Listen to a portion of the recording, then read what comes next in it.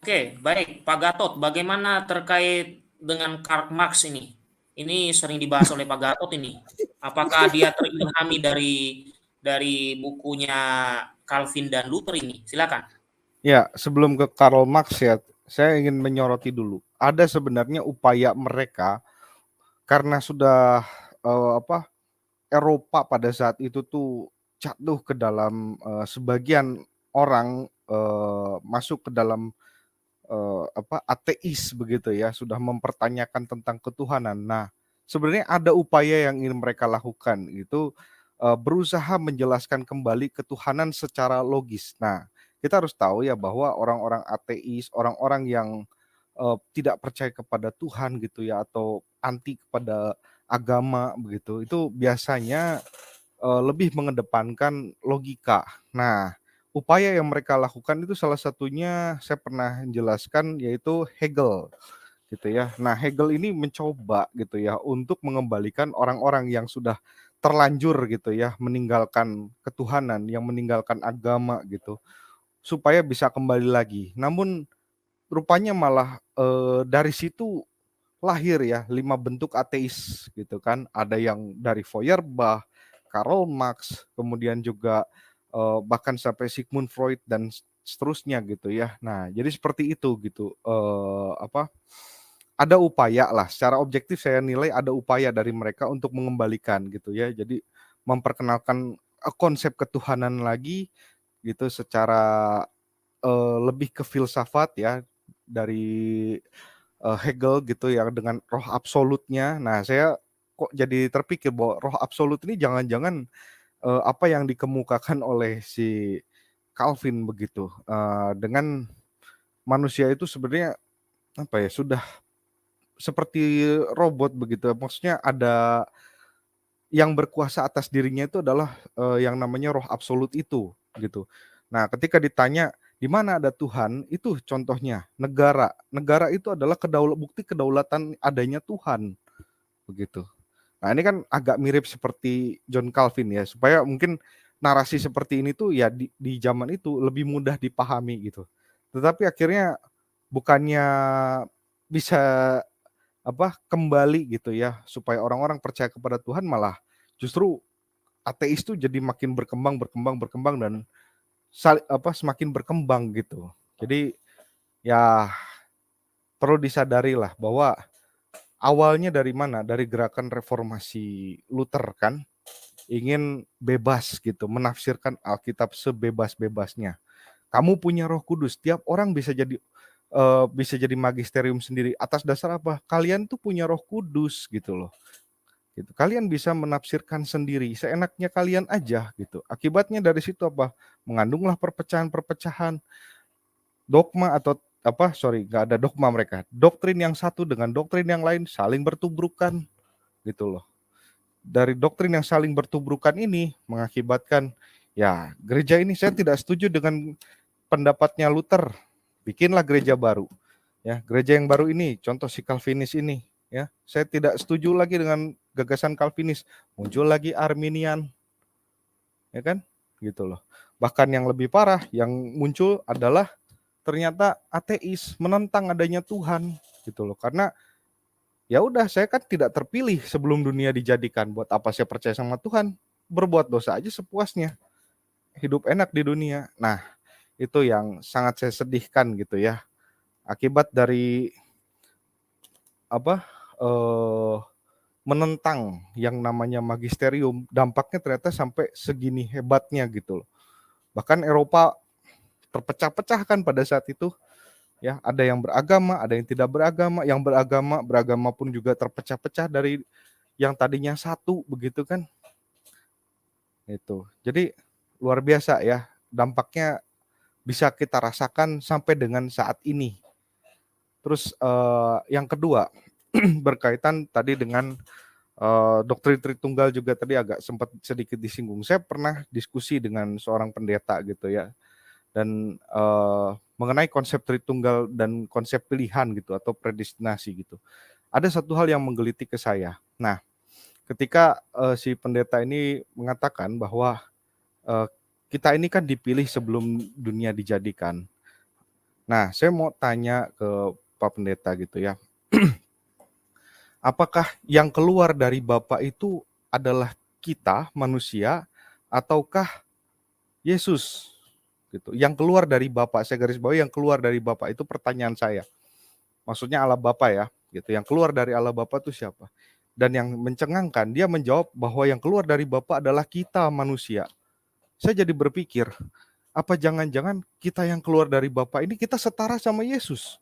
Kalau kita setara sama Yesus, secara konsekuensi logis memang kita akan masuk surga, kita akan selamat begitu. Nah, artinya apakah kita ini bisa menjadi Yesus sendiri begitu, tiap orang.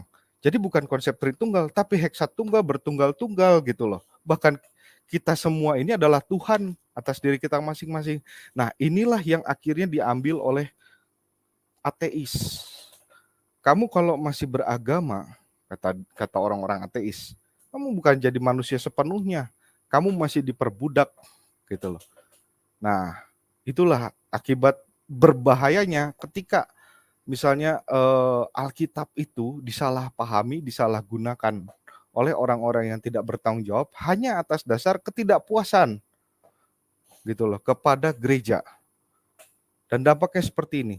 Dan yang saya khawatirkan, apakah suatu saat yang menentang hasil Konsili Vatikan kedua akan punya dampak seperti itu? Apakah dia mau mengulangi peristiwa sejarah seperti yang ada di abad 16? Itu aja. Terima kasih Bang ya. Saya kembalikan lagi ke Pak Moderator. Oke. Ada yang mau menambahkan atau menanggapi pernyataan Bapak Gatot Oke, ini? Pak Gia, Ini benar Gatot kaca ini. boleh saya sedikit Pak Gia.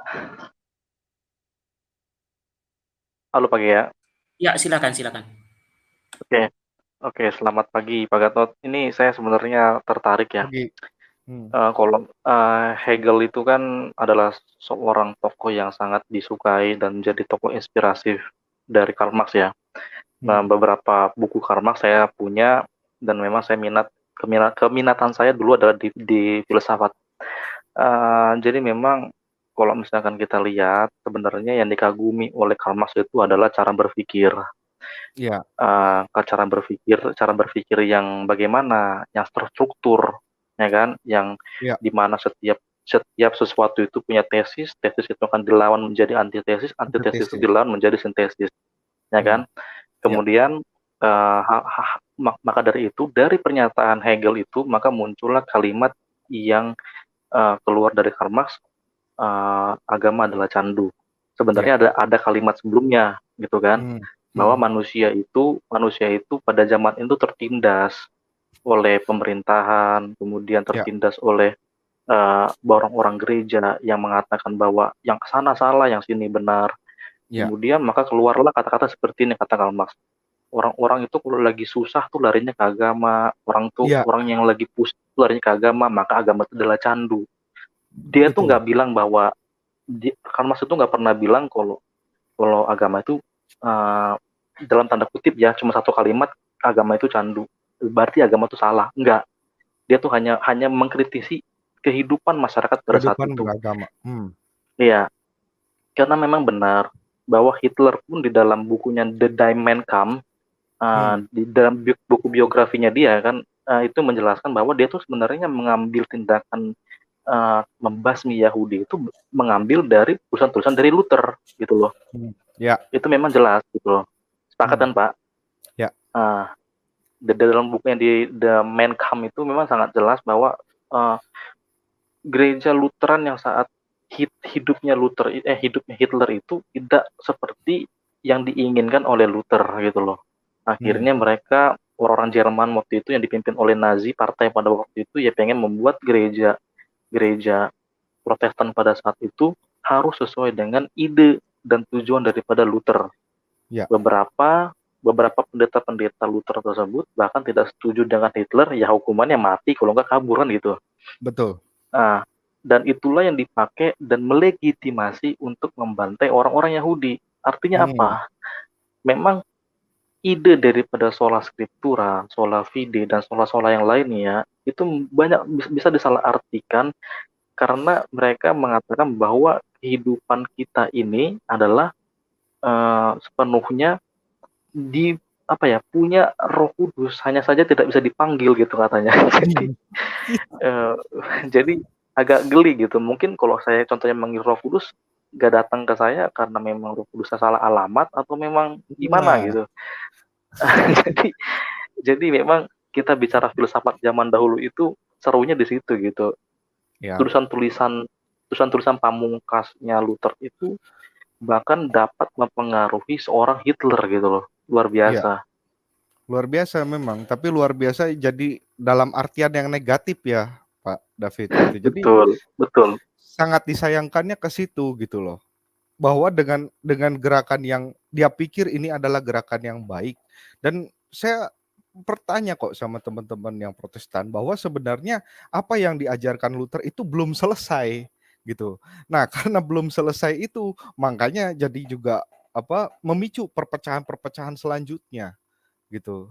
Dan ya inilah karena nggak beres ya. Tadi ya dapat inspirasinya itu bahkan yang paling mengejutkan dapat dari jamban lagi kan. Dan itu kalau diteliti secara psikologis gitu ya, secara teori Sigmund Freud mengatakan bahwa jangan-jangan orang yang bermasalah ketika yang mendapatkan ide ketika ketika ada di jamban itu memang fase analnya itu bermasalah gitu loh. Jadi kalau menurut kalau menurut Sigmund Freud tuh perkembangan 5 tahun manusia itu akan menentukan seluruh hidupnya gitu. Nah, di sini jangan-jangan si reformator abad 16, pencetus reformator abad 16 ini punya masalah di situ gitu loh. Jadi sangat menggelikan gitu. Pertumbuhannya kurang. Jadi bokernya itu keluarnya itu mungkin belok-belok gitu, gue nggak ngerti lah itu. Akhirnya gue dapat ide inspirasi begini, langsung gue adakan. Ya jadinya kan nggak ada bedanya sama hasil yang dia keluarkan waktu di jamban gitu loh. Iya betul ini, tapi yang paling apa ini begini. Yang saya mau soroti itu ada hubungannya dengan dari Pak Gatot itu dengan dari Pak ini Lord David itu begini, itu memang ada dasarnya. Nah, saya hanya tunjukkan begini. Jadi mengapa perayaan Ekaristi itu ditolak atau hanya itu tidak seperti yang kita laksanakan?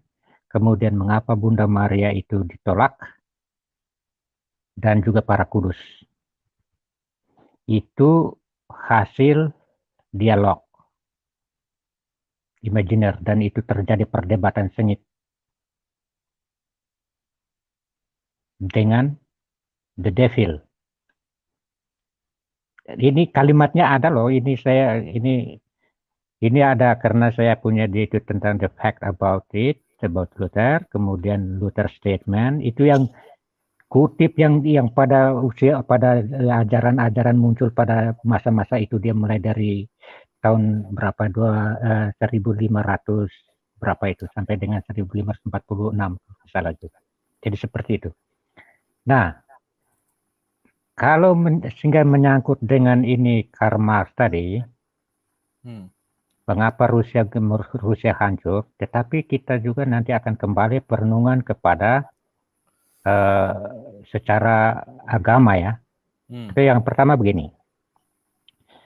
Jadi saya baca ini tahun berapa ini, Pater Magnesius Zeno menerjemahkan seluruh karya Karl Marx. Dia menyimpulkan yang terakhir bahwa ideologi ini tidak akan bertahan. Dan Rusia pasti akan hancur. Bubar. Dan benar. Uni Soviet waktu itu, bukan Rusia, Uni Soviet. Dan benar kesimpulan itu. Tapi satu hal, ya ini dalam Katolik ya, Pak Lord David, itu pesan Bunda Maria sudah nyata tahun 1917 kan. supaya pesannya supaya seluruh harus berdoa dengan tekun sehingga Uni Soviet harus kembali ke pangkuan. Nah, itu berdoa, itu pesannya. Dan itu memang, kalau namanya Katolik, itu tadi berdoanya itu sudah jelas. Seluruh dunia itu, kalau itu sudah pesannya sama. Jadi itu ketekunan dan segala macam urusnya. Dan itu memang betul berhasil. Nah, percaya atau tidak, tapi itu sudah dipesankan lebih dulu dan terjadi. Nah, itu saja. Terima kasih.